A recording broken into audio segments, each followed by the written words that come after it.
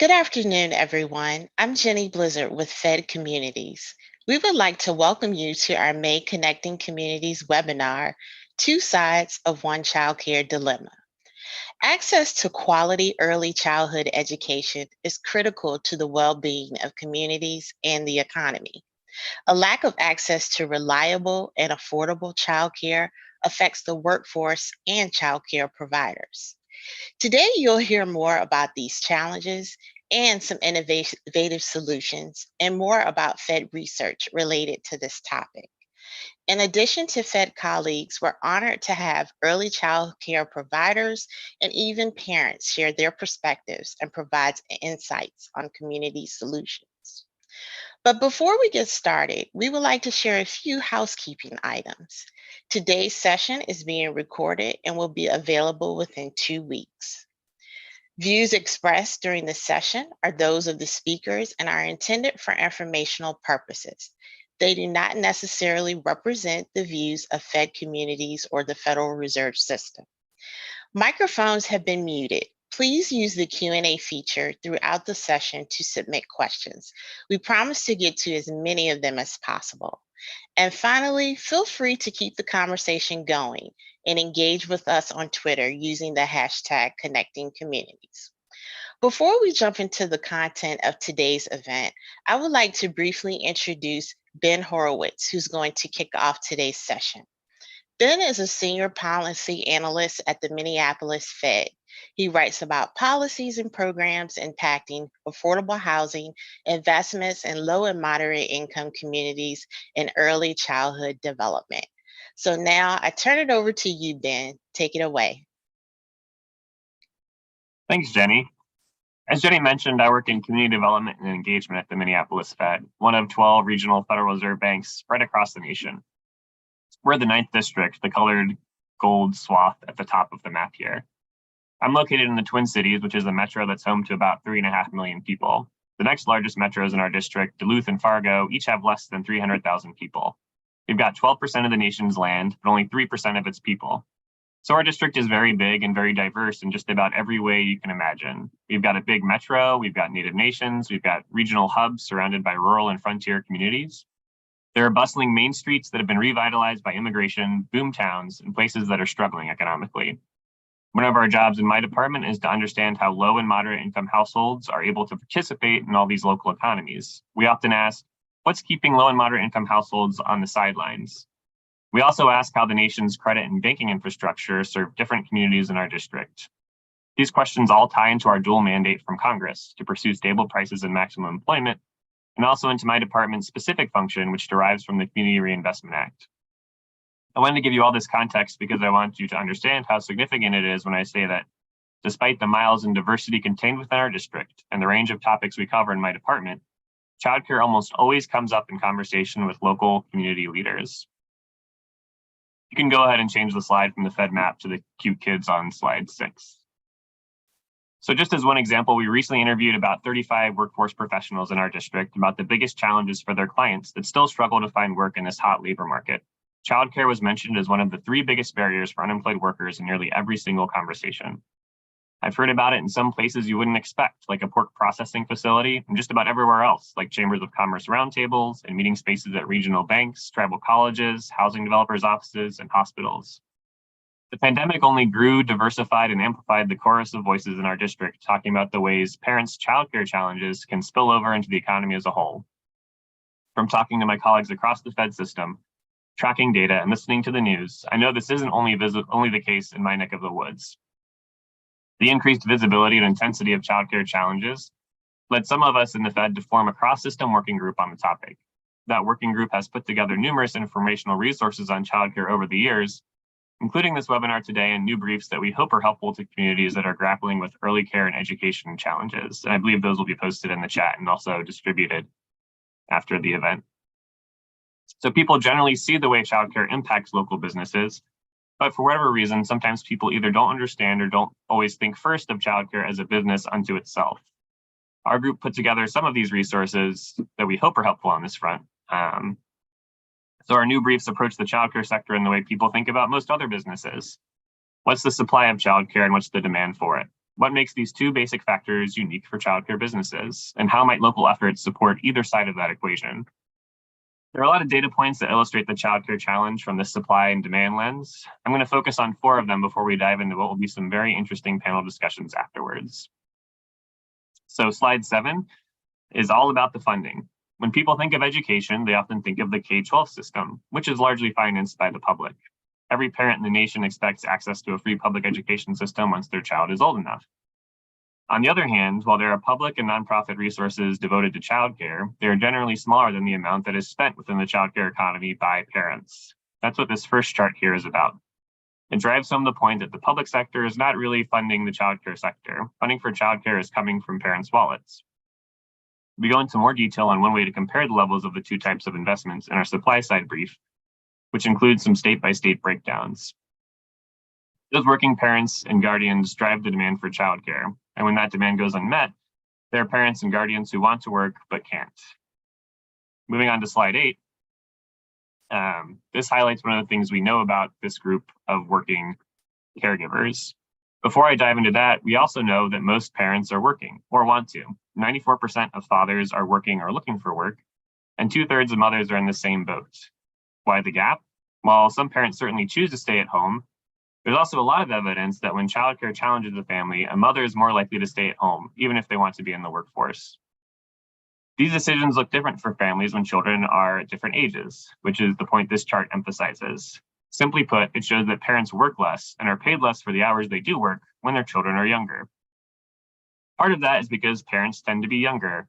Though it doesn't always feel like it for me, our children age at the same rate we do. So by definition, you'll be older when your children are older. And as people get older, they tend to earn more money. But another big part of the equation is the childcare challenges parents face. First, parents need to find childcare that's available when and where we need it. Our brief has information on how availability can be challenged by just-in-time scheduling, non-traditional work hours, and other factors. If you can find it, childcare can be expensive. Federal childcare subsidies are available to about 15% of the low and moderate income parents eligible under federally suggested guidelines in a typical year. Other programs like Head Start are also unavailable to all eligible families. There are universal pre-K programs out there in some jurisdictions, but they largely serve 3- and 4-year-olds.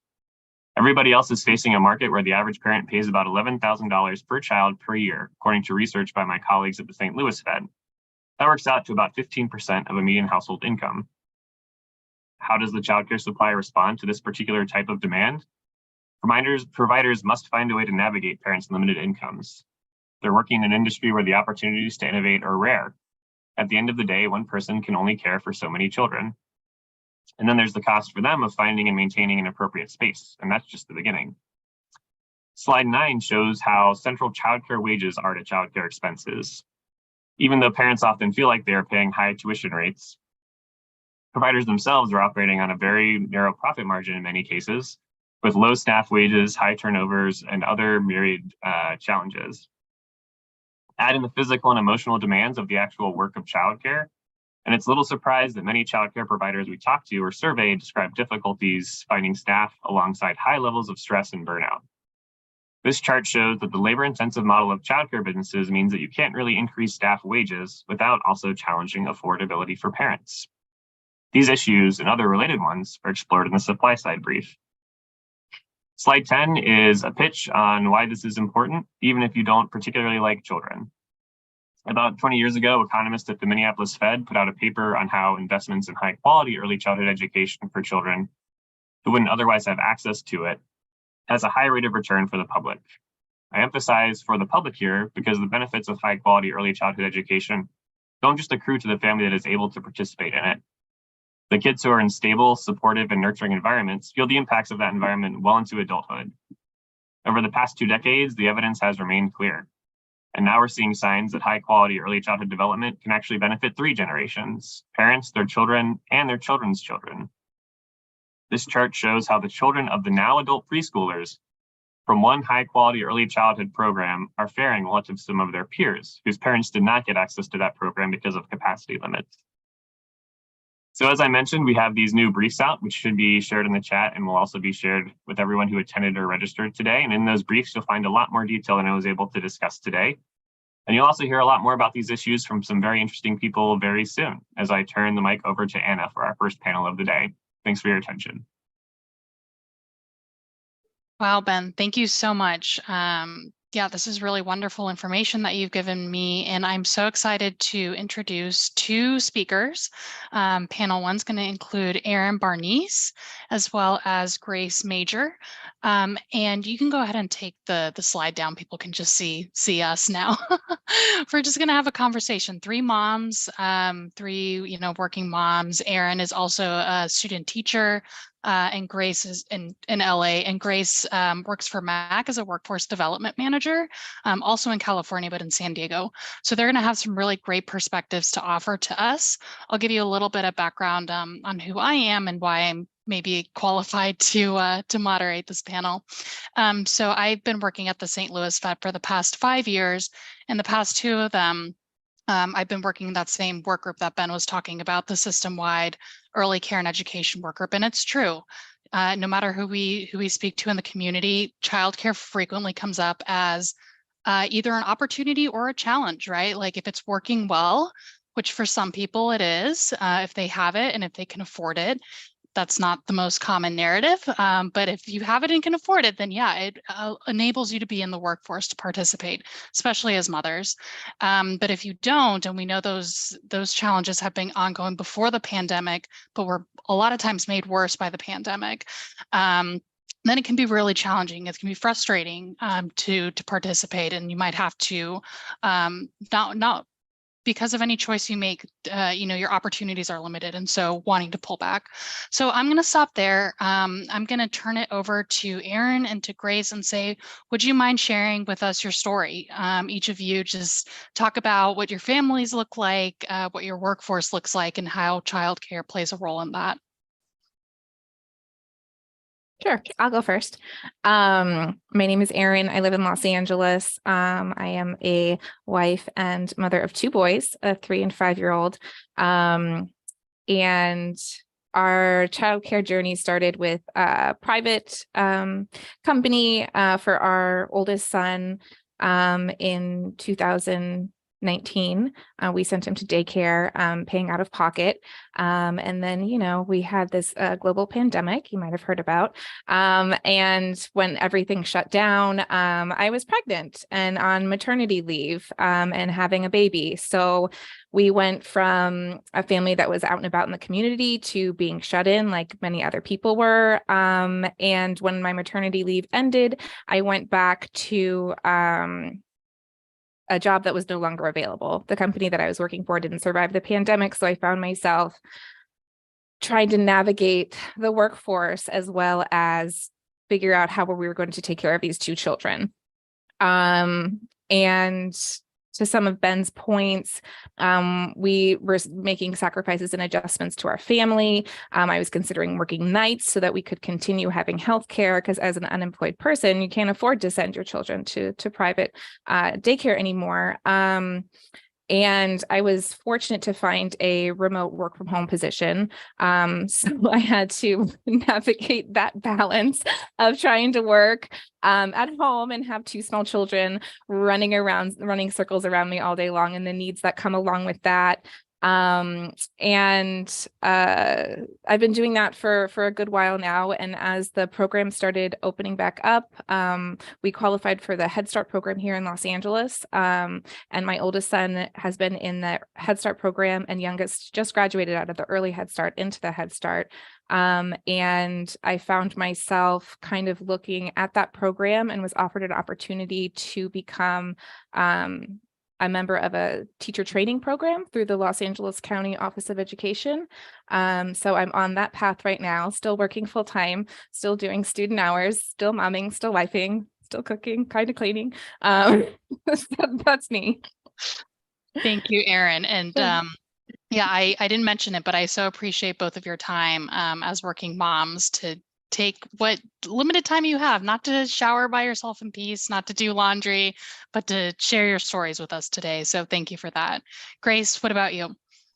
So yeah, I'm Grace. I'm from San Diego. I am a mother and a wife as well. I have two, and my child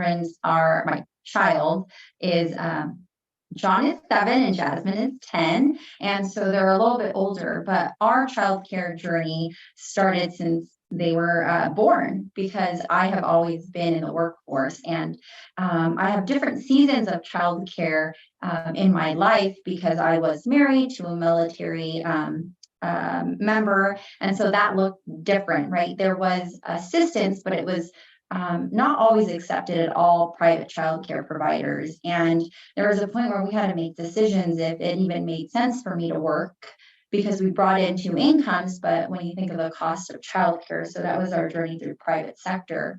And we used babysitters because it was more affordable, even though that didn't feel always the best option for not so much the safety of our children, but for the development of our child and what we wanted for them when we think of early care and education.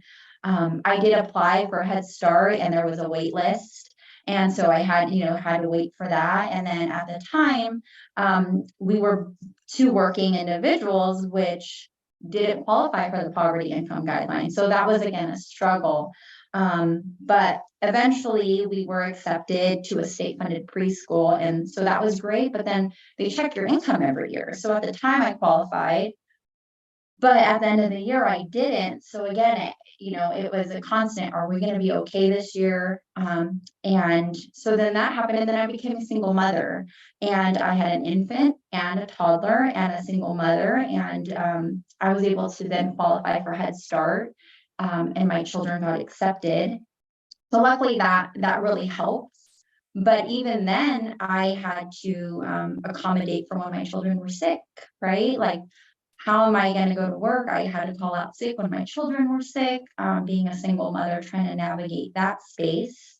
And so I'm so grateful for Head Start and all of their commitment to our children. And I actually work for Head Start now, so I know, the challenges our parents are facing with these scenarios, especially during the pandemic. And now as my children are older, I still face childcare issues, right? Because after school program, there was a wait list. So my children go in at 9 o'clock. Okay. I have to be at work at 8. 7 and 10-year-olds cannot be left alone. So luckily I am married, and my husband really does contribute to the household. And so we play as a team, but he travels for work. So it's something we're still juggling. We finally were accepted into the after school program, but then again, that's an additional $600 a month, right? That we're taking into consideration. So there's all these journeys of childcare from infant, right, to teens, because even as they're growing, there's still wait lists. We still have to apply. And I will tell you that after school programs during the pandemic were non-existent. So luckily I was able to work from home, but then I had to juggle remote work plus remote school, which was awful. And I probably lacked more so in the teaching or, helping my children, because I was more focused on being a provider and bringing in financial contributions to our household, right? So that was also a juggle. Luckily, there was a COVID relief through the YMCA at that time, and I qualified because, now being in a working family, then we didn't qualify for services again. But I know you mentioned, like, what was the struggles, what does that mean economically for our household? It means sacrificing, can my daughter do competitive dance at this time? Because we have to sacrifice, paying $600, all of the extracurricular activities. And then, I can think of the beginning where we were looking to purchase a home. That income to debt ratio matters when I'm paying, $1,200 when they were in the preschool system. So when we got into Head Start, it actually opened up opportunities because I didn't have to pay that much anymore. But those are things that lenders look at.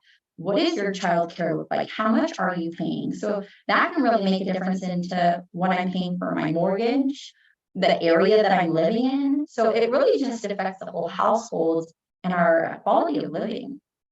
Yeah, Grace, thank you for sharing your story as well. I can't imagine how difficult it is to share, right? Like we have this solidarity, especially during COVID. I think those of us who were, as you both mentioned, fortunate enough to telecommute or work from home, our colleagues got a glimpse into our hectic lives, right? Some people had cats over their shoulder. We had kids sometimes over our shoulders. And it gave maybe people a little bit more sympathy and compassion. But at the same time, these are issues that we have to deal with, and it can be hard to talk about them, even though I think there is a little bit more, at least knowledge about them today. So I heard both of you talk and touch on different issues, right, that affect the ability of mothers, of parents to participate. One of those was affordability. So you both mentioned that. Availability, right? And most places there's a childcare desert, meaning that there's not enough spots for the kids that are in that area. And so, Grace, you were talking about how you had to juggle babysitters and other people. If they're fortunate to live by good friends or family, they may be able to squeeze something together.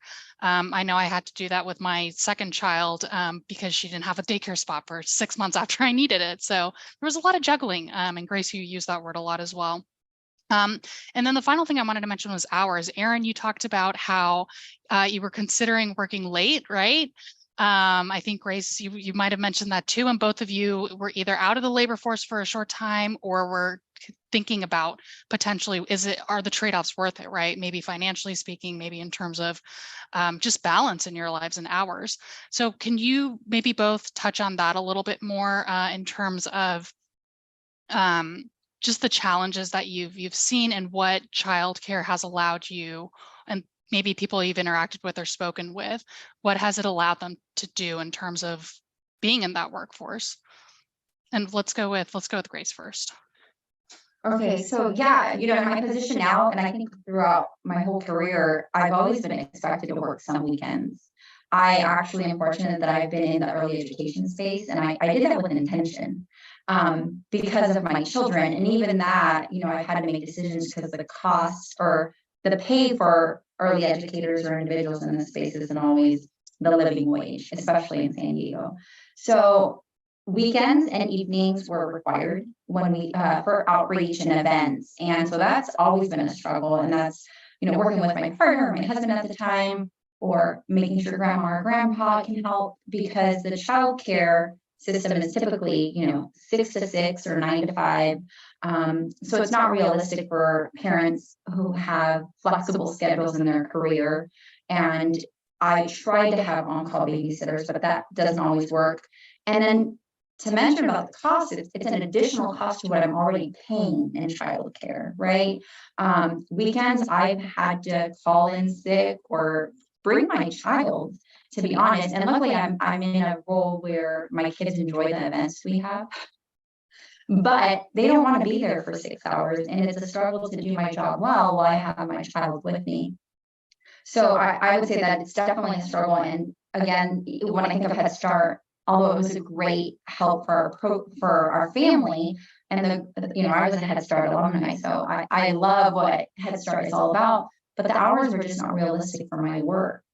They typically were done by 4 or 5, and I was done with work by 4 or 5. So how was I expected to pick up my child on time? So I think that has been a big, it's still a struggle, to be honest with you, because my kids are still kids and I still work some evenings and weekends, but I have to have a system in place with my family, with my friends, and I have to respect that they also have lives. Yeah, absolutely. And I think so one of the other webinars that I've been on the past couple of years on childcare, one of the things that struck me most was someone saying that everywhere in the US is a childcare desert after 6 p.m. I mean, so that makes that so difficult, right? If you're doing weekend work or if you're doing any kind of work after 6 o'clock that you need to get done.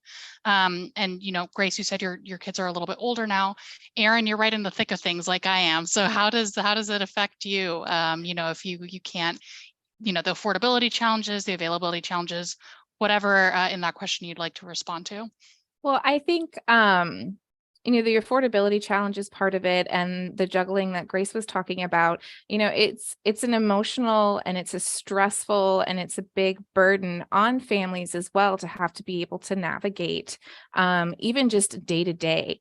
I mean, I haven't been in the private daycare situation in a while, but at Head Start, we'd find out at 6 a.m. that the class is closed at 7 a.m. So how do we handle that? How do we navigate that? And my husband and I have been a great partnership with, I'll take this morning off and then you can go in the afternoon. Our family structure is not as strong locally, but we do have, some people that we can rely on to pick up and assist with childcare. But waking up to that message in the morning and just having your whole day flipped around affects the mother, affects the matriarch, affects the patriarch, affects the entire family. Their kids are like, oh, we're not awake yet. Like their whole morning is thrown off. So it's also very stressful for families. And we have families in our programs where, the parents work all night long and they come and they drop off their kid and then they go home and that's their time to sleep. But, their kid spilled milk all over themselves and they didn't bring an extra backpack. So now somebody has to come pick up that kid and the parent is sleeping, and it's every day is a different challenge. And I think that comes a lot too from, the extreme teacher shortage that we're experiencing, which is why I'm on the path that I'm on now, is to get into the classroom, to start giving these communities and these families and these children the support that they really need.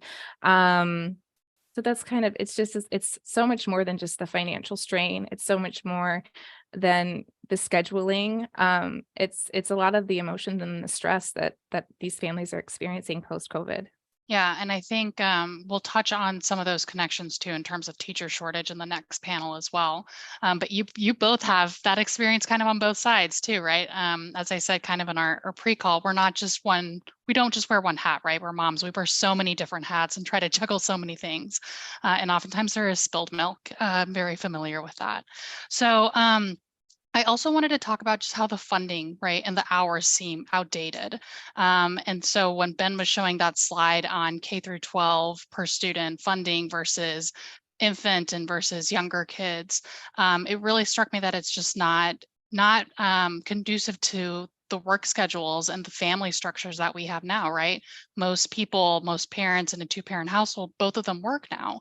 So it's just unrealistic to think that one parent is going to be able to pay the bills for everyone and have that financial stability.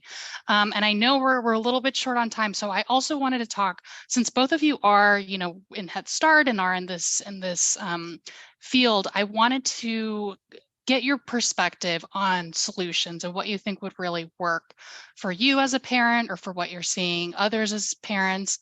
What would work for them? If you could pinpoint 1 or 2 things that, either businesses could do, the government can do, families could do, providers could do, what might that be? And I'll start with Erin this time. The Los Angeles County Office of Education has a program through Head Start that's recruiting parents. They are saying, here's an opportunity for you to enroll in this program at no cost, and at the end of it, in a year, you will be an assistant teacher. You will have a job.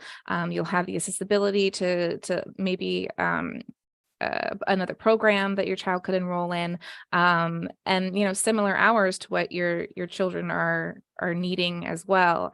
That's really what kind of, I was in that transition of like, I need a job. What am I going to do? Where am I going to go? And I was like, I've always wanted to be a teacher. I grew up with a father as a teacher, and I've just been recently inspired. And I said, this is where I want to go. And the opportunity literally fell into my lap, and I grabbed it.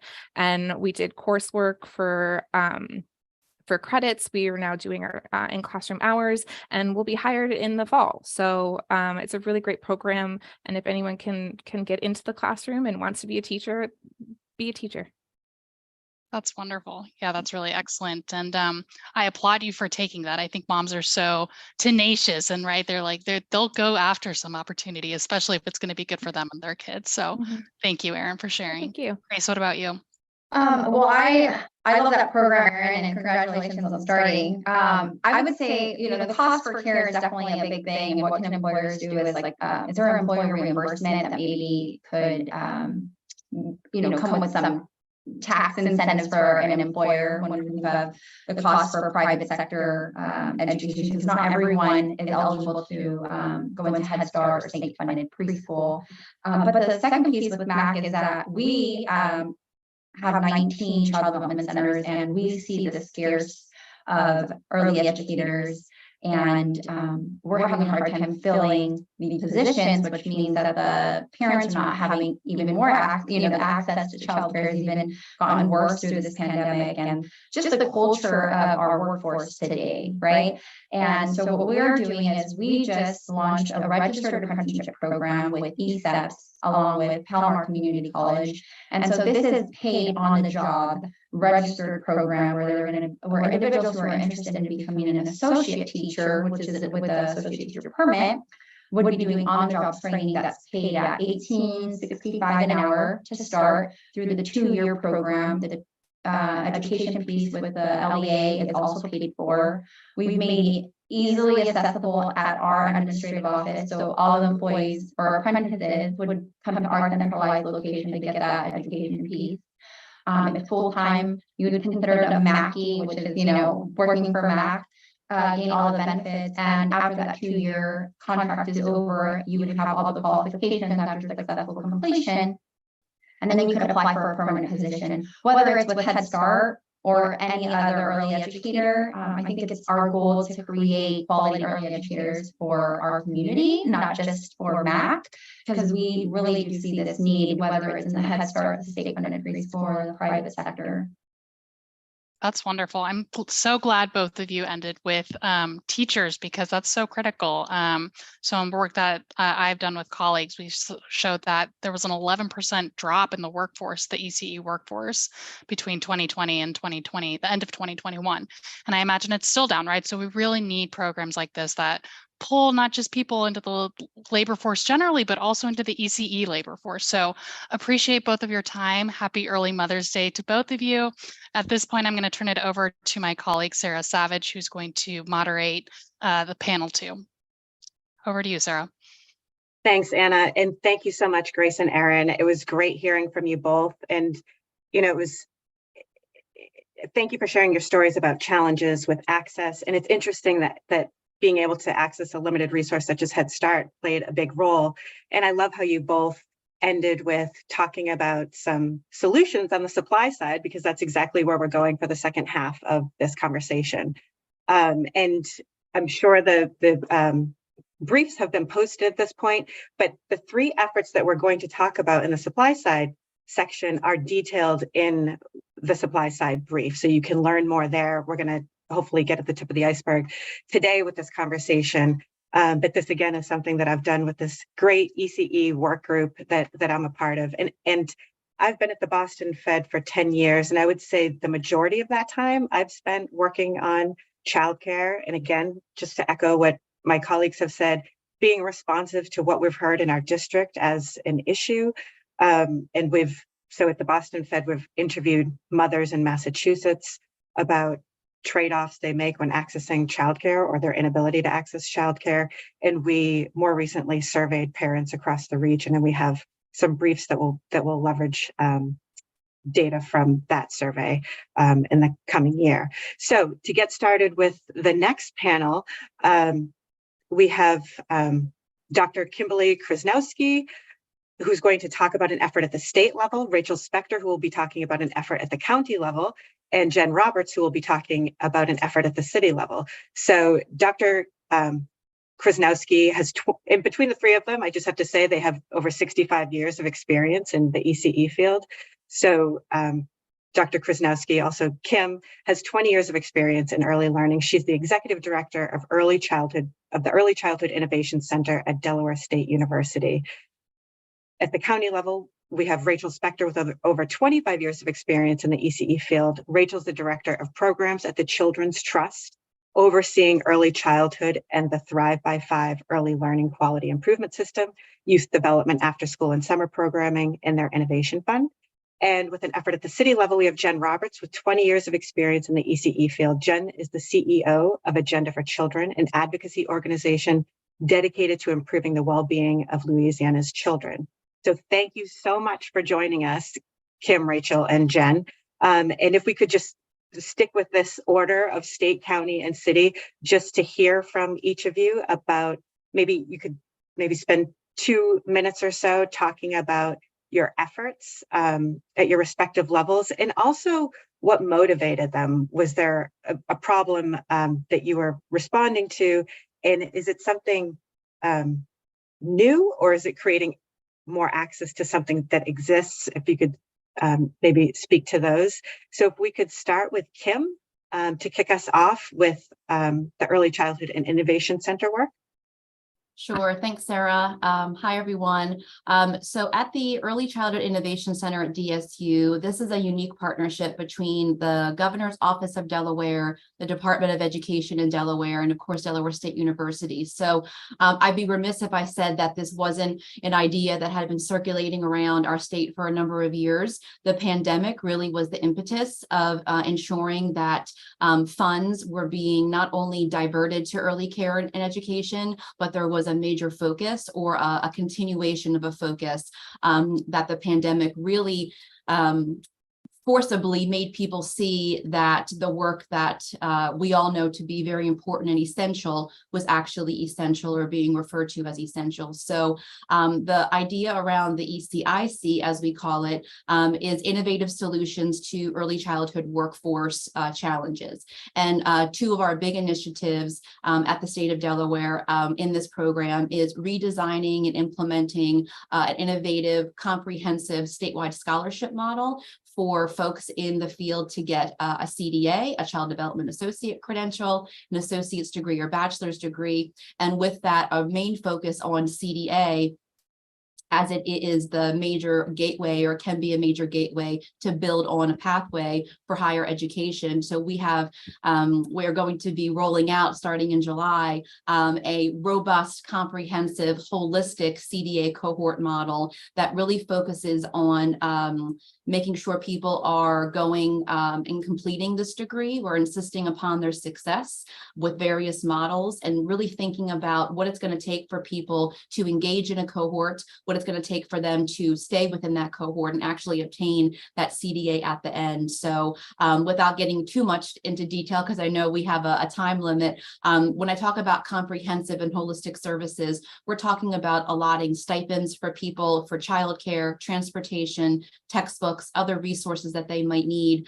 and then having a facilitator and coach with them every bit of the way to keep them motivated, to keep them on track, to make sure they're aware of all of the pieces that the CDA requires. And then at the end, after working 6 months in the field in Delaware, we're able to reward them and recognize them with a stipend at the end of $1,000. And that's just on our CDA cohort program. So the funding for this, like I said, is a unique partnership that really came out of COVID, and through a partnership with the Department of Education, a continued partnership with the Department of Education, we've been able to really blend and braid funds that were going towards similar types of programs, but now in a different type of a way. Thank you so much for that, Kim. Rachel? Yeah, thank you.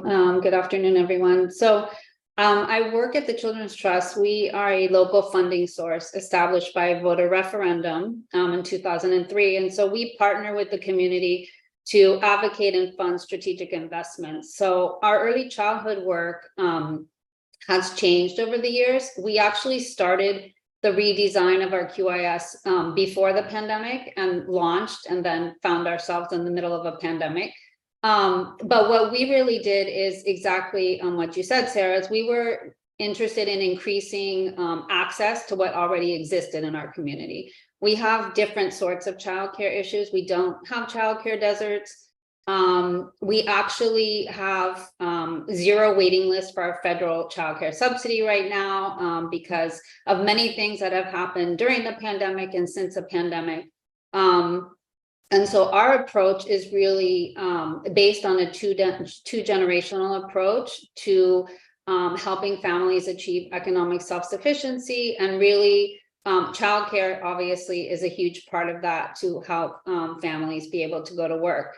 So our approach is sort of 3-pronged. We go at it to support our childcare programs that already exist. Our main goal is that children can access high quality childcare experiences regardless of their zip code and in their own neighborhoods if that's where they like to go. So we built out a very robust high quality tiered payment differential. So we're directing funding directly into childcare program to support reinvestment into their program, while at the same time we developed our own salary supplement program to provide stipends or awards to teachers twice a year. This is based on their ongoing professional development, their competency in the classroom, as well as their longevity in the field. And then our really, I guess, most innovative probably is our Families Forward program, where we're providing these scholarships to families. So in Florida, we had the pandemic, followed by, or I guess during the pandemic, we had the passing of the $15 minimum wage law. So our families are already earning too much in Miami-Dade County to qualify for federal child care subsidies. So our Families Forward program supports families with child care subsidies. These are families that are really between the 150 to 300% of the federal poverty level. We really tried to address some of the issues that the parents that we just spoke to heard. We offer the scholarship for 2 years. So every year you don't have to get kicked out of the program. We take families that are transitioning out of the federal child care subsidy program into our program just to support continuity of care. And we're really trying to disrupt the cycle of poverty for families. All of our work is, for the most part, in high poverty areas, which covers probably 2/3 of Miami-Dade County. And so those 3 combinations of supports is what we put together in this area. Thank you, Rachel. And Jen? Hi, everyone. So it's interesting because in many ways, the work that New Orleans is doing is kind of a blending and combination of the work that's happening in Delaware and Miami. So many of you may know that we recently, in April of 2022, passed also a voter referendum. We passed a property tax, which would be a $21 million investment in infant and toddler care here locally, which will, in the first year, give about 1,000 seats for low-income children, so infant and toddlers. But because of some of the work that happens at the state level, it's actually eligible for a 1-to-1 state match. So that $20 million is actually a $40 million annual investment. And the term of the property tax is actually 20 years. And so we are able to now build a pretty long runway to building out some infrastructure to support low-income children as well as families. Through some of the work that we've been doing over the years in partnership with several community organizations, that is actually for the next 5 years, both involving provision of seats. So that is just direct contracted seat model. We partner with next year 42 childcare centers. This is an expansion of an existing program that we currently operate with 20 programs, so we're about doubling in size. But it's also invests about $6 million of that 21, and then depending on the size of the state match, whatever that number is. So if it's 6 million, it could be up to 12 million in both workforce as well as facilities. That's one of our greater challenges, is that even if we've got, $100 million tomorrow, we don't actually have the workforce prepared to enter those classrooms tomorrow, as was suggested by the first panel. And we also don't have the buildings. One of the reasons that we don't have the buildings is that we are, much like Miami, in a hurricane-prone zone. And so we have both neighborhood blight, as well as we are still in recovery from both Hurricane Katrina, which was now nearly 20 years ago, but we are also still recovering from Hurricane Ida, which is now almost 2 years ago. And so we have those challenges. And so we've actually built into the millage for the first 5 years a building of infrastructure that will support that. And so what we see as part of our program is, we're building infrastructure in workforce, we're building infrastructure in facilities and space. And then as part of the SEAT program, we're also building families. So we provide the seats and we provide supports to the teachers and the directors themselves who are actually working in those programs. Because one of our biggest workforce challenges is not just the pipeline, which of course is a big challenge, but we're losing about 60% of our workforce every year. And so it's also about stopping the sieve of losing those individuals and really ensuring that once they're in, they are supported, they are paid, they are compensated adequately and appropriately, and that they have a career path that makes sense for them where they can actually grow and develop over time. Great, thank you, Jen. And these are all great, big innovations, and it's so interesting that they've happened at these different levels of state, county, and city. And I'd love to hear about, who was at the table for sort of designing what the effort was, and what did that sort of buy-in process look like? It sounds like you all have this very firm grasp on some of the problems that you are responding to. So maybe that was, that's a critical first step, but I'd love to hear from you all about this sort of design and just getting that buy-in to get these things off the ground. And maybe even what role do you think it played to be doing it at the different levels, because doing something at a state level is much different than doing something at a city level. So maybe we'll go backwards this time. Jen, if you want to start. Sure thing. So one of the things that I think has been the most effective about our model is that we have a public, private, and provider partnership model. And what that means is that our work has a real undergirding around transparency and public access to the work. So all of our decisions around who gets the seats, how much they're funded at, even the terms and the conditions of the CEA, of which the aspects of the cooperative endeavor agreement with the city actually went through a public process, which is kind of our coordinating board for early care and education. And so that work is staffed by my organization and in partnership with NOLA Public Schools, but it's actually led by a 20-person board, which is nearly 75% providers that each represent an individual funding stream. So that means that our public preschool providers have a seat, our Head Start providers have a seat, our early Head Start providers have a seat, and our families have multiple seats. And so what that meant for us is that even there are checkpoints along the way. And so they even with respect to our annual spending plan, I actually go to that board in addition to my own nonprofit board and seek their approval in addition to the city council and the mayor's office. And so there are recommendations that are being built in along the way. But I would argue that even as part of the millage process, we have made the values around transparency and accountability and partnership with our providers and families, I think, tantamount. This work would not have happened if it had not been for our providers, because at its core, the providers and the childcare providers who work day in and day out with our families were the ones who were on the streets with the teams, getting the millage passed. And they are in many ways the sources of so much of the innovation that's been happening. And so for us, who was at the table in many ways, like they were the table. And so we have tried to strike a real balance in ensuring that not only are their voices there, but they are really informing those processes at every step of the way. And they check us. Oftentimes we'll get phone calls like, hey, you didn't do that right, or you went too fast. And we try to make sure that if we're in the wrong, that we go back and we make sure that we make it right. Great. That's really helpful to hear how informative they have been. Rachel? Yeah, our story is somewhat similar. We are also governed by a 33-member board of directors, inclusive of, you know, our superintendent to elected officials. And it was really important to spend a lot of time with our board to educate them about not only the importance of early childhood, everyone doesn't come from that space, and really taking a look at the data in our community. Over 50% of the children in Miami-Dade County are arriving at kindergarten not prepared to learn, and not prepared for kindergarten. And so using data, we also created a provider advisory committee. So I would say that our providers, as well as our families, have been probably one of the most significant contributors, because we believe in elevating beneficiary voice. They're the recipients of the services.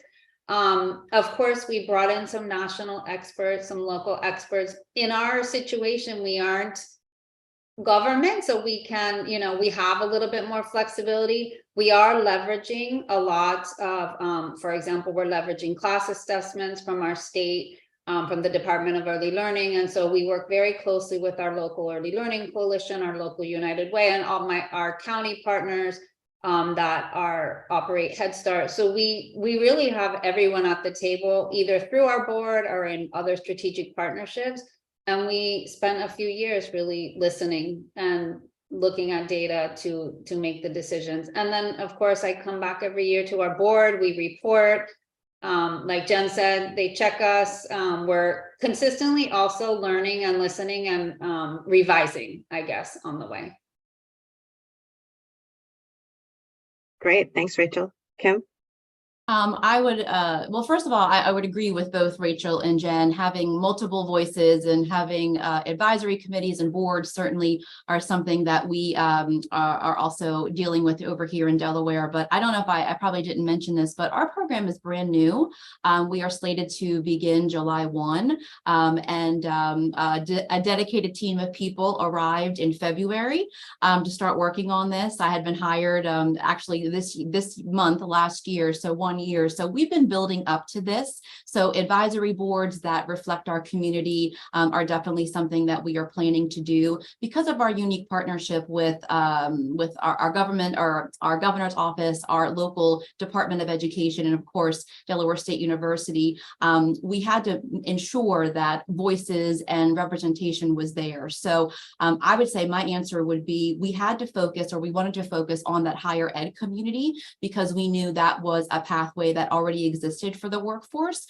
But for a variety of different reasons, the pathways weren't as seamless as they could have been. And Delaware is in the process of increasing qualifications, adding more seats to state pre-K, adding more seats to infant toddler care. So it's really going through a really wonderful rebirth, if you will, of prioritizing funding and making sure access to families are there. But to everyone's point here on this panel, and then the earlier one, if we don't have teachers and we don't have ECE professionals, it doesn't really matter if we have more seats. So our focus has been streamlining, looking at the higher ed pathways, looking at the higher ed connection, and being at Delaware State University was really important for this project, it being Delaware's only HBCU, and Delaware is very small. If you've never been there, you can go from the top to the bottom in less than 3 hours. And I'm probably being I'm probably being a little bit too generous, probably like 2 hours. So although we're a small state, so unlike Louisiana, unlike Florida, we are a small state, but being a small state has benefits and also has challenges, because sometimes you cannot get things up and running as quickly as you think you would. But on the other hand, because we're small, once things are up and running, they can filter and funnel pretty quickly. So I would say at the table, we had to have, again, our funders, the governor's office, making sure they were there, but also being at DSU with that leadership has really given us innovative reins to do what we need for the workforce in Delaware. And the people of Delaware, the teachers, the assistant teachers, the directors, the people, to Jen's point, who are doing this work day in and day out, they are excited and they will be at the table. So one last thing I wanted to share, the ECIC, we have, again, we're just building this, our website our website launches on Monday. Like this is a brand new project that's, we're building the bridge while we're flying the airplane or whatever that statement is. We're doing it all together at once, but we have designed 5 C's that we are dedicated to doing, and it includes community, communication, collaboration, culturally competent, and compassion. And those are 5 things that we are implementing into all of our work, and voices of the field and their lived experiences are definitely number 1. Thank you so much for that, Kim. So we're running out of time because whenever you have a great conversation, time just flies. But I'd love to sort of end with, if we could go around, and I'm going to combine this question. I'd love to know what has been sort of the biggest challenge to this work. I know, Kim, you just sort of got into it a bit, especially since you're at a much earlier stage of implementation, perhaps. But maybe the biggest challenge and biggest lesson learned, if we can just go around and try to speak to those, whoever wants to jump in. Jen's off mute, so how about Jen? Sure, I'll go. I would say our biggest challenge has been, we really had less than a year to plan for implementation of year 1 of a really, really ambitious endeavor. And so I think for us, we've been sprinting as fast as we can. And because we have values around integrity and transparency and engagement with others and quality, those things are constantly at tension when we know that these are very real, serious issues. And we cannot wait. Like, families are waiting every single day, and we have 8,300 families who cannot wait for us to get it perfect. And so I think that for me, the biggest lesson I've had to also learn is that this can't be linear. In so many ways, I would have loved to have put A before, B, and B before C, and ensure that absolutely every single thing can be perfect. And it can't, because at the end of the day, I know that we have to make the best decisions we can and be decisive, and ensure that on day 1, families are going to get the best opportunity that they possibly can. And I think I've had to, evolve to be a little bit more comfortable with the risks that come with really big and bold ideas. Thank you for that, Jen. I would second that about just taking risks. I guess my biggest challenge, I think, would be that we really did our planning pre-pandemic mostly, and we didn't expect that. And then we also didn't expect that even though the $15 minimum wage law was being raised $1 each year over 5 years, we didn't expect that from during year 1, like Target and Amazon and everyone would start paying $17 an hour. So that of course affected the workforce, and then it also affected families that no longer qualified for the federal childcare subsidy. So we worked really fast to enroll families. We're very proud that we have over 1,200 families accepting our scholarships. However, we have over 2,200 families sitting on the wait list. So like Jen, I feel like we need to, these are 2,200 families that are calling and really making very difficult decisions day to day, as we heard in the first panel. And so I guess, which leads to a lesson learned, we need to fundraise, we needed to plan to have more money. The Children's Trust generously invests almost $40 million annually into our early childhood interventions, but clearly we can't do it alone. And so we are quickly ramping up and producing assets and materials and really trying to get the word out that we have many families in our community that are struggling. The high cost of living, the real estate market has exploded in Miami, so people can't afford to live. The housing costs are out of control. So, so that's sort of where our biggest challenge right now, what we're working on.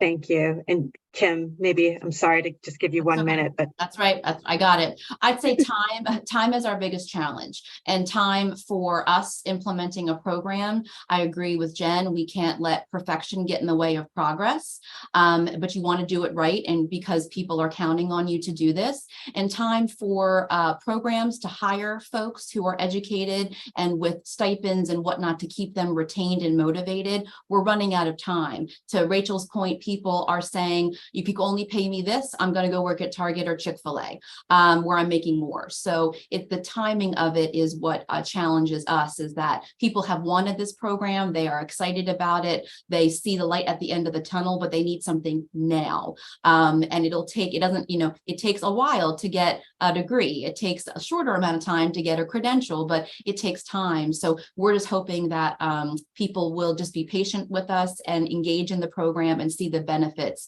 of coming through and actually building up their career journey with us. Kim, Rachel, and Jen, thank you so much for sharing with us. It sounds like a tremendous amount of heavy lifting, and that is so informed by those that are most directly connected to this, providers and families. And it's just been great having you. So thank you so much. And I would love to continue the conversation, but I'm going to hand it back over to Jenny Blizzard. Okay. Thanks so much, Sarah, and thanks to our panelists. Thanks to you for being here today. But before we end the session, quickly, we have several small requests. You will receive a survey immediately after this event. So please fill that out so we can continue to improve and bring you timely and relevant topics. We are also asking that you visit Fed Communities to access additional articles, resources, and data about community development across the Federal Reserve. You will actually be able to access the articles that were mentioned by Ben and Anna during this presentation. Last but not least, please follow us on social media. We're on LinkedIn, Twitter, Instagram, and Facebook.